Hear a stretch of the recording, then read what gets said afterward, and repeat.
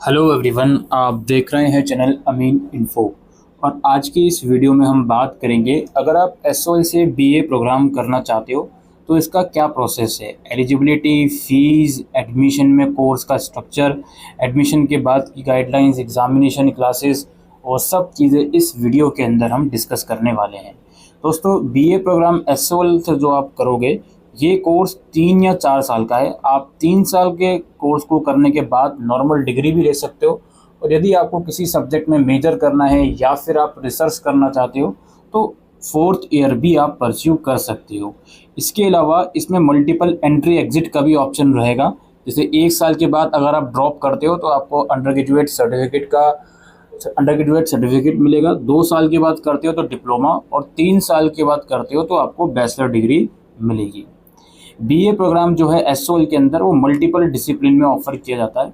जब आप admission form भरोगे दोस्तों, तो आपके सामने कुछ इस तरह के कोर्सेज के ऑप्शन आएंगे, जैसे बीए प्रोग्राम कंप्यूटर एप्लीकेशन, और BA programme economics, education, English, Hindi, history, maths, pol science, psychology, Sanskrit और उर्दू। और यहाँ पे कुछ और चीज़ें जो आपको डिटेल में समझनी है। देखिए, बीए प्रोग्राम में आपको कोई 2 डिसिप्लिन चूज़ करने होंगे, डिसिप्लिन ए और डिसिप्लिन बी। जो ए वाला डिसिप्लिन आप चूज़ करोगे, यानी कि जो ऊपर जो आपको 10-11 कोर्सेज के ऑप्शन बताए हैं, इनमें से कौन सा डिसिप्लिन आपको चूज़ करना चाहिए, ये कैसे पता चलेगा? तो पहले समझिए, आपको बीए प्रोग्राम में 2 डिसिप्लिन पढ़ने हैं, ए और बी। ए तो वो होगा जो आप ऊपर चूज़ करोगे, और बी एक और डिसिप्लिन है जो आपको चूज़ करना होगा। For A discipline you have to study 2 papers in each semester, and for B discipline you have to study 1 paper in each semester. यानी कि मान लेते हैं आपने BA programme with English subject choose करा एडमिशन के टाइम पर, तो चूंकि ये वाला हम एक ही कैटेगरी में रख रहे हैं, तो इंग्लिश सब्जेक्ट आप हर सेमेस्टर में 2 बार पढ़ोगे। और चूंकि आपको एक डिसिप्लिन बी भी चूज़ करना है, लेट सपोज इंग्लिश के साथ आपने हिस्ट्री चूज़ कर लिया, तो हिस्ट्री सब्जेक्ट आप हर सेमेस्टर में 1 बार पढ़ोगे। तो इस तरीके से 3 डिसिप्लिन बीए प्रोग्राम के बच्चे को पढ़ने हैं, मतलब 3 पेपर पढ़ने हैं 2 डिसिप्लिन के। डिसिप्लिन ए के 2 पेपर और डिसिप्लिन बी का 1 पेपर। ठीक है, तो जो 2 डिसिप्लिन आप बीए प्रोग्राम में करना चाहते हो, उन दोनों में से जो भी डिसिप्लिन में आपका ज़्यादा इंटरेस्ट है, तो एडमिशन फॉर्म के टाइम पर उसी डिसिप्लिन को चूज़ करें, और फिर उसके साथ आप डिसिप्लिन बी भी चूज़ कर सकते हो। इस तरह से हर एक सेमेस्टर में आपके 7 सब्जेक्ट होंगे। 3 तो डिसिप्लिन हो गए, A1, A2 और B1। एक आपका जनरिक इलेक्टिव का सब्जेक्ट हो गया, और एक एक सब्जेक्ट आपका एबिलिटी इन्हांसमेंट, स्किल इन्हांसमेंट और वैल्यू एडिड कोर्स का हो गया। डिसिप्लिन सब्जेक्ट कैसे चूज़ करना है ये मैं आपको समझा चुका हूँ। बात आती है जनरिक इलेक्टिव की। जनरिक इलेक्टिव में दोस्तों गाइडलाइंस ये हैं, या तो सेमेस्टर 1 में या फिर सेमेस्टर 2 में आपको इंग्लिश फ्लुएंसी 1 तो पढ़ना ही पढ़ना है। अब कोई बच्चा सेमेस्टर 1 में चूज़ कर रहा है या फिर कोई बच्चा सेमेस्टर 2 में, वो अलग बात है। इसके अलावा अगर आपने स्कूल लेवल पर हिंदी पढ़ी है 8th क्लास तक कम से कम, या उसके बाद भी पढ़ी है, तो जनरिक सब्जेक्ट में आपको हिंदी ही लेना होगा। अब वो अगर आपने क्लास 12 तक पढ़ी है तो हिंदी ए लोगे, 10th तक पढ़ी है तो हिंदी बी लोगे, और अगर क्लास 8 तक हिंदी पढ़ी है तो हिंदी सी लोगे। जनरिक में हिंदी सब्जेक्ट के अलावा कोई और लैंग्वेज अगर आपने स्कूल लेवल में पढ़ी है और आपके पास ऑप्शन आए तो वो भी आप लोग ले सकते हो। कौन सी ऐसी कंडीशन है जिस कंडीशन में आप जनरिक इलेक्टिव के अंदर हिंदी सब्जेक्ट ना लेकर कोई दूसरा सब्जेक्ट ले सकते हो? पहली कंडीशन ये है कि अगर आपने डिसिप्लिन ए और बी में, यानी कि ऊपर जो डिसिप्लिन की बात हो रही थी, इसमें आपने अगर कोई लैंग्वेज सब्जेक्ट लिया हुआ है, तो आपके पास रिलैक्सेशन है कि जनरिक इलेक्टिव में आपको हिंदी ना लेकर कोई और जनरिक सब्जेक्ट आप ले सकते हो, जैसे हिस्ट्री, पॉलिटिकल साइंस एटसेट्रा। और दूसरी कंडीशन ये है, अगर आपने स्कूल लेवल पर कोई भी लैंग्वेज नहीं पढ़ी 7th क्लास के बाद, तो ऐसी कंडीशन में भी जनरिक इलेक्टिव में आप हिंदी सब्जेक्ट आपको लेना कंपलसरी नहीं होगा, दूसरा सब्जेक्ट भी आप ले सकते हो। लेकिन ऊपर की सिचुएशन जो मैंने आपको बताई कि स्कूल में अगर हिंदी पढ़ी है और डिसिप्लिन में भी कोई लैंग्वेज नहीं है, तो आपको हिंदी लेनी ही पड़ेगी, इस चीज़ को ध्यान में रखिएगा। इसके अलावा जो बाकी के 2 सब्जेक्ट हैं, स्किल इन्हांसमेंट और वैल्यू एडिड कोर्स, इनमें आप कोई भी सब्जेक्ट ले सकते हो अपने कंफर्ट के हिसाब से, इसमें कोई भी रिस्ट्रिक्शन नहीं है। एबिलिटी इन्हांसमेंट की बात करते हैं। एबिलिटी इन्हांसमेंट में को सब्जेक्ट चूज़ करने की गाइडलाइंस कुछ इस तरह से हैं। ईवीएस जो सब्जेक्ट है वो आपको चूज़ करना ही पड़ेगा। कुछ बच्चे सेमेस्टर 1 में लेंगे और कुछ बच्चे सेमेस्टर 2 में। इसके अलावा एबिलिटी इन्हांसमेंट में जो दूसरा सेमेस्टर में सब्जेक्ट होंगे उसमें आपको कोई भी लैंग्वेज लेनी है जो अपने स्कूल में पढ़ी है। हिंदी पढ़ी है तो हिंदी लोगे, पंजाबी और तमिल का भी उसमें ऑप्शन होगा, यदि आपने स्कूल में पढ़ी है तो वो भी आप ले सकते हो। और स्टैंडर्ड वही है, 12th तक पढ़ी है हिंदी तो हिंदी ए लोगे, 10th तक पढ़ी है तो बी लोगे, और अगर 8th तक पढ़ी है तो हिंदी सी सब्जेक्ट आप चूज़ करोगे। तो ये था कोर्स का स्ट्रक्चर बीए प्रोग्राम का। आई डोंट थिंक कि कोई भी कन्फ्यूज़न आपको इसमें होनी चाहिए। यहाँ पर एक चीज़ और है, बीए प्रोग्राम में आप देखते हुए चलिए बहुत सारे कॉम्बिनेशन है, कंप्यूटर एप्लीकेशन वगैरह, तो ये चीज़ आप लोग देख लीजिएगा। एडमिशन फॉर्म में जो भी आप कोर्स का कॉम्बिनेशन चूज़ करते हो, इसका मतलब ये है कि उसको आप डिसिप्लिन ए में रख रहे हो और उस सब्जेक्ट को आप 2 बार पढ़ोगे हर सेमेस्टर में, और उसके साथ साथ कोई डिसिप्लिन बी भी आप लोग हर सेमेस्टर में पढ़ोगे। ठीक है, आई होप यहाँ तक आपकी चीज़ें क्लियर हो गई होंगी। इसके बाद बात करते हैं एलिजिबिलिटी क्राइटेरिया की। सिंपल सा, क्लास 12th अगर आपका कंप्लीट है किसी भी स्ट्रीम से, then you are eligible in BA programme. कोई परसेंटेज स्पेसिफिकली क्लास 12th में इसकी रिक्वायरमेंट नहीं है।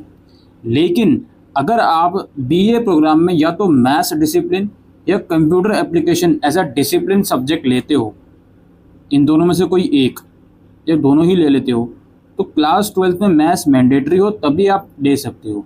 अब वो फ़र्क नहीं पड़ रहा कि आप डिसिप्लिन बी में ले रहे हो मैथ या डिसिप्लिन बी में ले रहे हो कंप्यूटर एप्लीकेशन, लेकिन अगर ले रहे हो तो क्लास 12th में मैथ्स मैंडेटरी होनी चाहिए।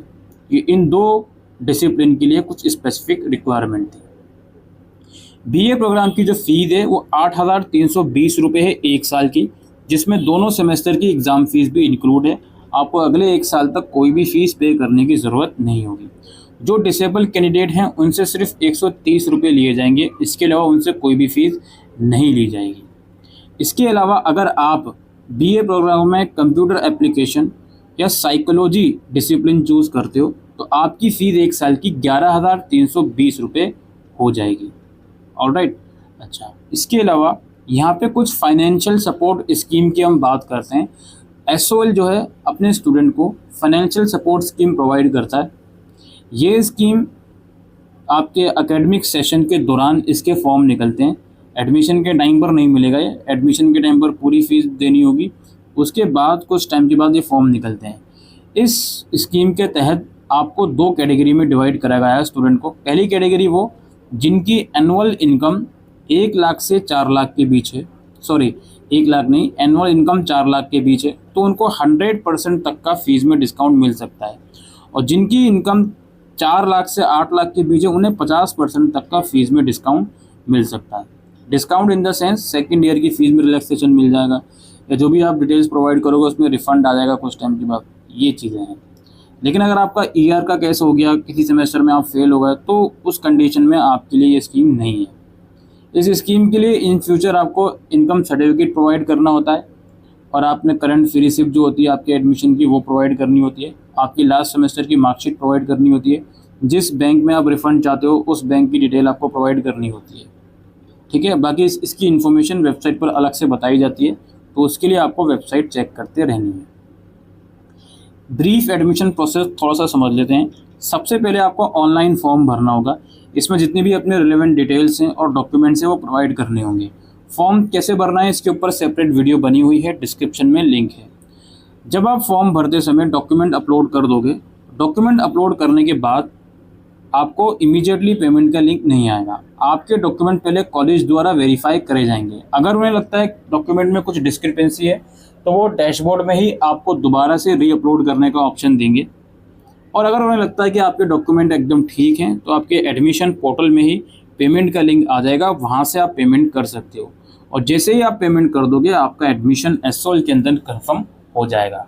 लेकिन याद रखिए, डॉक्यूमेंट अपलोड करने से लेके पेमेंट तक के बीच का जो गैप होगा वो 5 से 7 दिन या इवन ज़्यादा दिनों का भी हो सकता है। ऐसा नहीं है कि एक ही स्टेप में फॉर्म भर लिया और एक ही सिटिंग में पेमेंट कर दोगे, ऐसा पॉसिबल नहीं होता है। हद से हद 24 घंटे तो कम से कम लगते ही हैं वेरिफिकेशन में, तो इस चीज़ को ध्यान रखें। इसके बाद दोस्तों क्लासेस की थोड़ी जानकारी दे देता हूँ मैं आपको। जो भी बच्चा एडमिशन एसओएल में लेता है उसकी क्लासेस संडे टू संडे चलती हैं और जनरली दिल्ली यूनिवर्सिटीज़ के जो अफिलिएटेड कॉलेजेस हैं वहीं पर क्लासेस लगती हैं। क्लासेस के लिए आपको एसएमएस आता है या फिर इसकी जानकारी वेबसाइट पर भी दी जाती है कि किस किस सेंटर में क्लासेस लग रही हैं। जनरली एक सेमेस्टर में आपको 8 से 10 क्लासेस दी जाती हैं।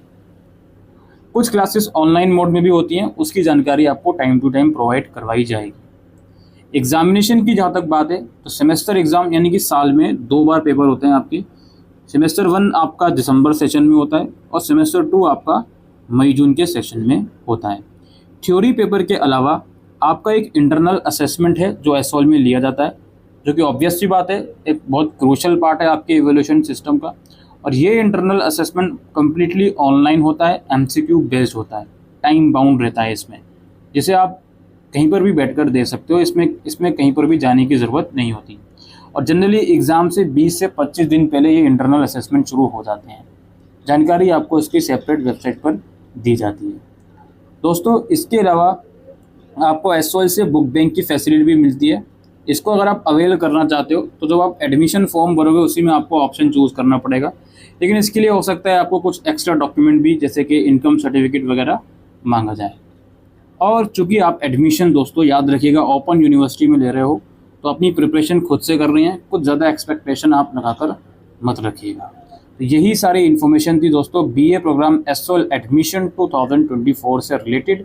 आपको एडमिशन फॉर्म कैसे भरना है उस वीडियो का लिंक डिस्क्रिप्शन में मिल जाएगा। फिलहाल आप चैनल पर नए हो तो चैनल को सब्सक्राइब ज़रूर कीजिएगा और इस वीडियो को लाइक और शेयर ज़रूर से कीजिएगा। फिलहाल के लिए वीडियो में इतना ही। Thank you.